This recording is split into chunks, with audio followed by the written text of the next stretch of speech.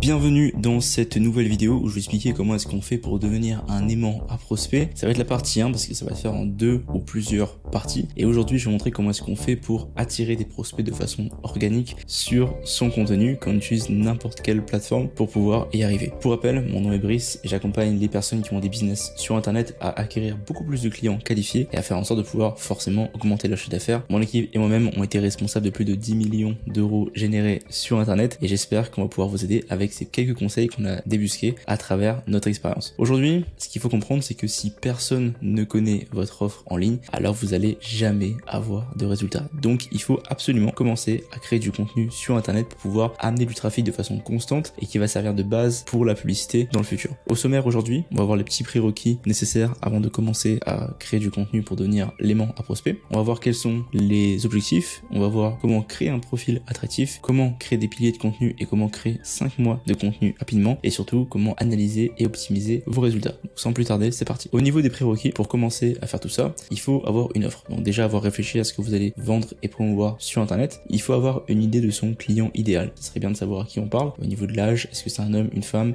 quelle tranche d'âge, quels sont leurs intérêts dans la vie pour pouvoir mieux vous positionner en termes de discours. Ensuite, choisir un ou deux réseaux sociaux pour bâtir l'audience. En général, on commence par Instagram et ou YouTube. Ça commence par là, mais vous pouvez choisir n'importe quoi. C'est juste qu'ils vont avoir leurs spécificités. Je vous recommande, si vous savez pas par où commencer ou que vous voulez scale jusqu'à 100 000 par mois, Instagram c'est super cool parce que vous pouvez créer une connexion avec l'audience. Et ensuite, prérequis, il va falloir être discipliné et organisé. Si vous n'êtes pas capable de créer votre contenu ou de déléguer la création de votre contenu et être régulier, ça veut dire que vous prenez pas au sérieux votre business. C'est important de le faire parce qu'il y a personne d'autre qui pourra le faire pour vous si vous-même vous n'êtes pas motivé. Quels sont les objectifs? Le but, c'est de capter en fait constamment l'attention de votre audience cible grâce à votre profil et votre contenu. En gros, le but, c'est de créer un mécanisme dans la tête de vos prospects pour qu'ils associent votre contenu à une solution à leurs problèmes. Ça veut dire qu'on veut créer une habitude dans le sens où un prospect devient client après avoir vu au minimum entre 7 à 10 fois votre contenu. Ça veut dire que c'est pas parce que vous mettez un Reels ou une story que la personne va dire waouh, cette personne peut vraiment m'aider à résoudre mon problème, donc je vais acheter ce qu'il a. Non, il faut créer une habitude. Rappelez-vous combien de fois vous avez vu quelque chose avant de l'acheter, passer devant le rayon dans le magasin, vous avez vu plein de pubs avant d'acheter quelque chose, bah ça va être pareil. Donc là, je vous ai mis un petit schéma d'un parcours de quelqu'un qui est un inconnu et qui devient client. Et bien, ce qu'il faut comprendre, c'est que la personne est un inconnu. Ensuite, elle doit devenir spectateur de votre contenu. Ensuite, un prospect. Donc un spectateur, comment on passe de spectateur à prospect, c'est que quelqu'un voit un de vos reels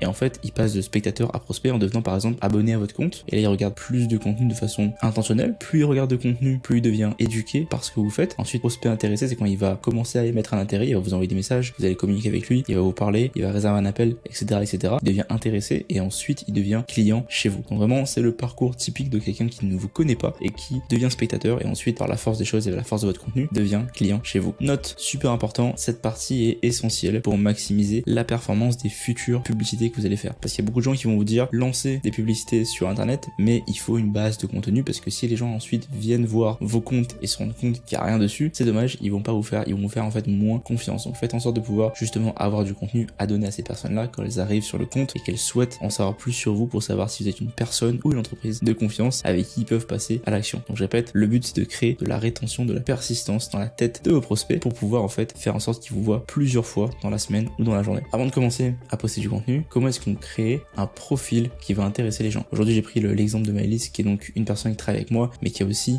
son agence de branding pour pouvoir aider les entreprises dans l'identité visuelle de leur compte. Vous pouvez la contacter, elle est très très forte là-dedans. Et donc j'ai pris son profil pour vous montrer un peu à quoi devrait ressembler entre guillemets un beau profil type pour la création de contenu et pour pouvoir travailler sur internet. Donc vous avez votre nom d'utilisateur par exemple sur Instagram qui va représenter ici le petit tag qui est en haut. Ensuite la photo de profil, le nom juste en dessous, une description qui explique ce que vous faites, un lien, ici les highlights pour pouvoir mettre les stories à la une et votre feed. Au niveau du nom d'utilisateur, ce que je vous recommande c'est d'utiliser un nom qui est simple et mémorable. Donc essayez d'éviter tout ce qui va être des tirés du bas, etc. machin. Faites quelque chose de simple à taper pour que les gens puissent rapidement vous trouver. Il y a deux écoles par rapport à ça. Les gens qui vont utiliser les noms perso, comme moi, Brice.Centurion ou Brice Reborn, ou les gens qui vont utiliser les noms style fonction ou métier, Brice CM, Brice Media, Brice Coach, etc., etc. Donc trouvez quelque chose qui vous va. Les deux écoles sont possibles et au moins vous allez pouvoir créer à partir de là des choses qui vont faire en sorte que les gens vous trouvent facilement. Au niveau de la description, ce qu'on va faire, on va essayer en fait d'expliquer clairement ce qu'on fait, la niche de gens qu'on aide et ce que vous allez faire pour les aider. Il manque la moitié des mots dans ce que j'ai écrit, mais c'est pas grave. Et au niveau des liens, on mettra soit un lien de prise de rendez-vous, soit un lien de résultat client, de témoignage, quelque chose que vous avez fait pour des gens, votre chaîne YouTube, etc., etc.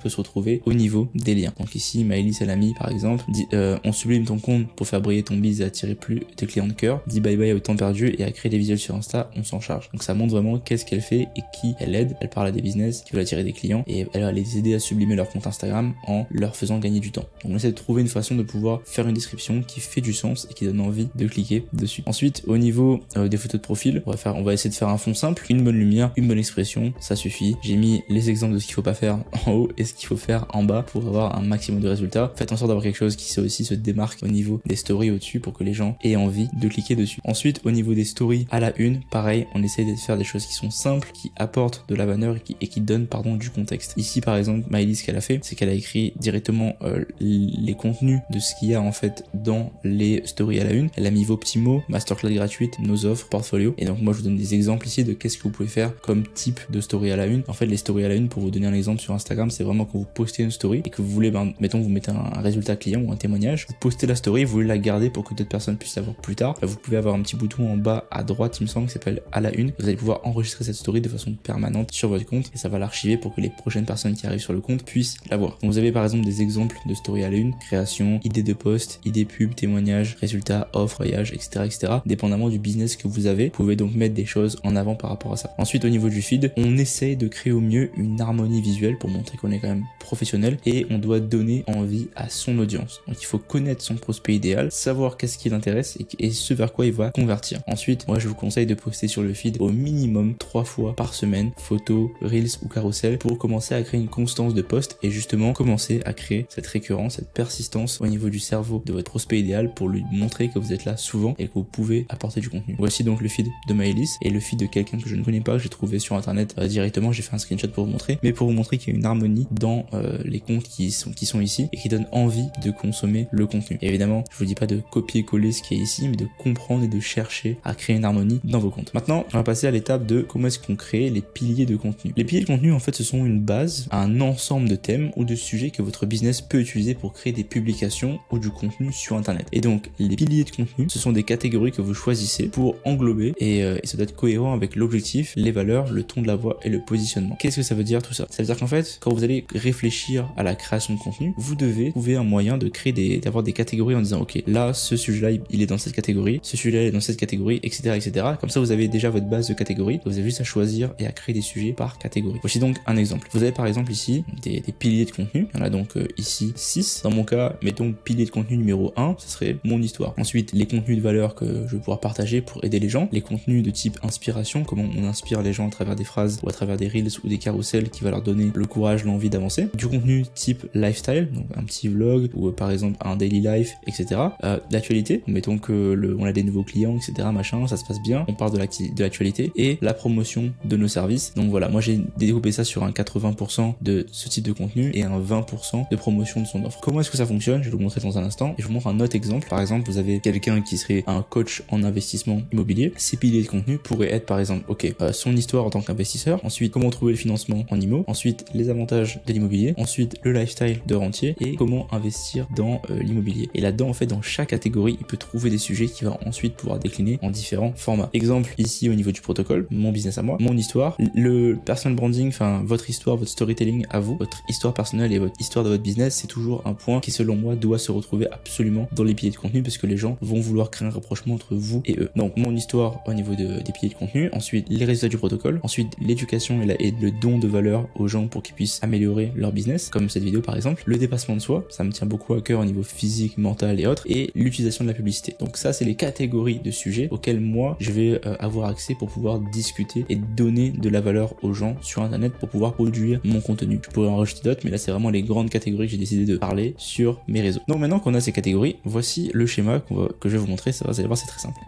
Donc quelle est la logique de la création de contenu? La création de contenu, ça se planifie à l'avance et ça s'organise d'avance du coup. Pas besoin de réinventer la roue pour trouver des sujets pertinents. Il suffit de regarder la compétition, regarder ce qu'ils font et reprendre les idées clés et rajouter sa propre sauce. C'est-à-dire qu'en gros, le but c'est de rester pertinent tout en créant son personal branding. À un moment donné, en fait, il y a une fausse rumeur qui pense que les gens sont uniques. Les gens, évidemment, sont uniques, mais les business souvent ne le sont pas. Ça veut dire qu'il y a forcément quelqu'un dans le monde qui a déjà fait ce que vous faites, qui est déjà en train de faire ce que vous faites et qui a déjà des résultats supérieurs aux vôtres. À moins vraiment vous faites des trucs de type ordinateur quantique, et là c'est un peu plus rare, mais souvent, beaucoup d'entre nous sont déjà coach de sport, investisseurs immobiliers, immobilier, coach Notion.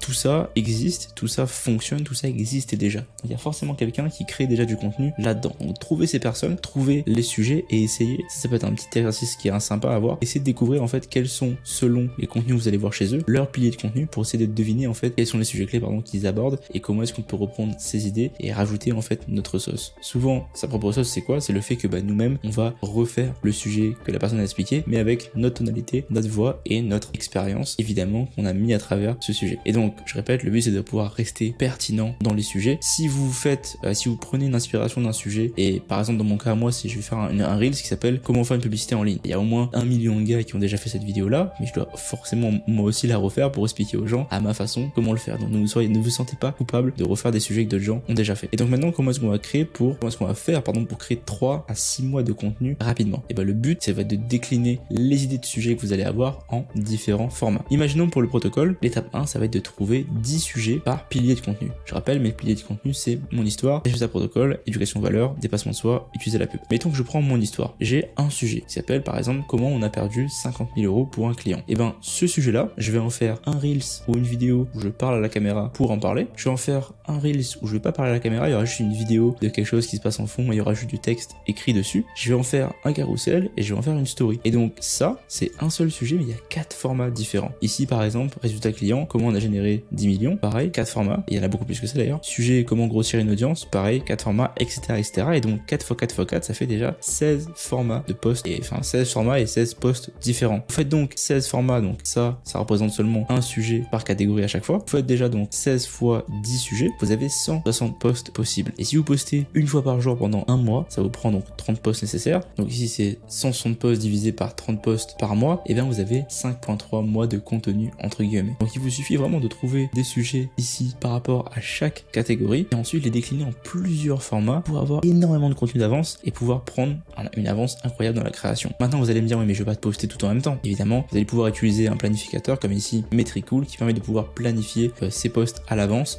Imaginons que le lundi vous mettez par exemple sujet 1 format Reels plus texte ici, là vous mettez sujet ici avec format story, là vous mettez ici sujet éducation valeur avec Reels Facecam et vous postez tous les jours comme ça en intervallant en fait les différents sujets que vous allez avoir, sachant que vous allez avoir au moins 10 sujets par catégorie et en vrai vous pouvez avoir beaucoup plus de sujets par catégorie. Et ça vous montre que vous pouvez trouver des idées rapidement ainsi que des formats rapidement sans vous casser la tête. Donc la création de contenu ça reste assez simple à imaginer et après c'est la production, mais quand vous avez une structure comme ça, quand vous comprenez ce que vous faites, ça va beaucoup plus vite pour trouver des idées. Maintenant vous devez créer l'habitude. Ça veut dire que quand vous allez commencer à créer du contenu, il faut comprendre que vous allez devoir itérer votre contenu, le recycler les idées au maximum pour maximiser la productivité. Exemple, après 1 ou 2 mois, vous pouvez refaire des posts et des reels et des stories avec les idées des premiers mois. Exemple d'itération. Mettons que vous avez un sujet comme celui-là par exemple et vous voulez en fait changer d'angle, parler de positif, parler de négatif, parler de liste, parler d'étapes pour y arriver. Et bien vous pouvez prendre un sujet comme par exemple comment promouvoir un webinaire ou comment faire des abdos par exemple pour un coach sportif. Vous pouvez décliner ce sujet en plusieurs autres sujets pour faire des titres de vidéos ou de contenus différents. Par exemple ici, comment avoir plus de personnes présentes sur un webinaire ou étapes pour faire un webinaire à succès. Et donc on a la même idée globale. Comme on change ce qu'on est en train de dire en début de vidéo, ça change, ça fait un nouveau sujet en fait. Et donc on peut décliner des centaines et des centaines de sujets, sachant qu'on peut donc réutiliser. Imaginons que vous avez posté ce sujet-là le 1er septembre,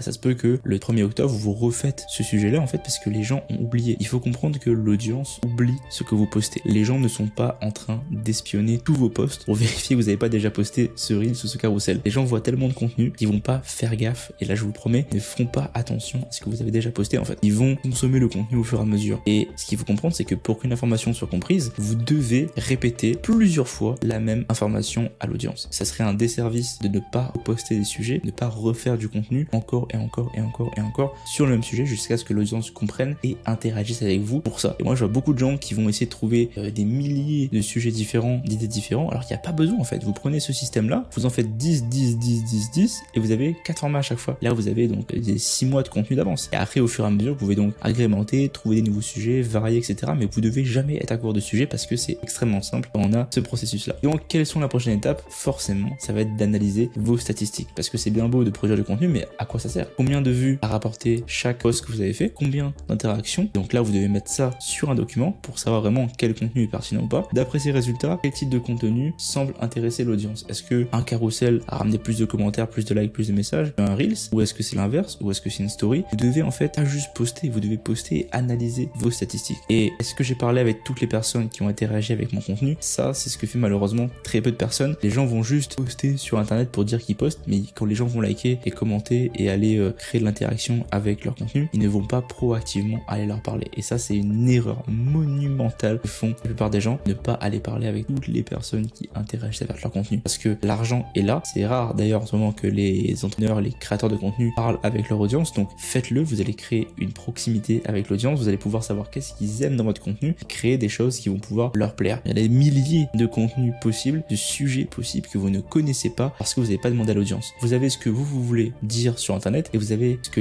l'audience se pose comme question, et ces questions vous pouvez vous-même y répondre en tant que sujet de contenu sur les réseaux. Donc tout ça est nécessaire d'avoir une base en fait qui est produite et qui est constamment postée sur les réseaux pour ensuite en fait faire fonctionner la publicité. Parce que la publicité sans une base de contenu, vous allez envoyer des pubs pour attirer plus d'audience sans qu'il y ait d'autres contenus, du coup ils vont croire que c'est un compte fake, ils vont pas faire confiance. Le but c'est de créer la confiance avec eux. Et donc quand vous avez fait ça, bah forcément vous allez pouvoir avoir plus de résultats. Et donc en gros aussi, quand vous allez pouvoir créer du contenu comme ça, vous allez vous améliorer, augmenter la qualité de votre compte et pouvoir justement booster ce contenu pour trouver des clients autour de vous rapidement qui vont pouvoir profiter de votre expertise et de vos services. C'est vraiment le système qu'on utilise avec des clients qui génèrent plus de 100 000 par mois. Si vous allez voir Arnor par exemple, il poste un Reels tous les jours.